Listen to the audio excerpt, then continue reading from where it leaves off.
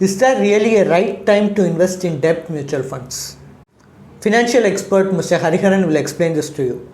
So it is a yes and a no, depending on what scheme you're selecting. For all the short-term products, whether it is liquid fund, overnight, money market fund, which are basically your parking solutions, I don't think timing is too much of an issue or a constraint. But the rates could differ depending on what regime of the interest rate you enter. But by and large, one could ensure that you get a decent return compared to savings account.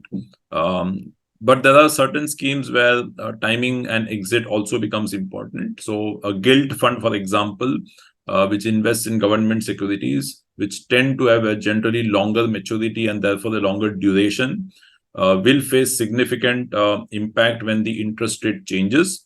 So in the event that RBI tomorrow cuts interest rate, which is possible maybe 9 months down the line, and you invest were to just sort of enter at the right time in a gilt fund, and in a matter of a few months, you could end up making double-digit returns with gilt fund, because when the interest rates are cut by RBI, the prices are going to increase. So it's a yes and a no depending on what fund you select. If you are a fixed deposit investor, you want to look at a parallel there.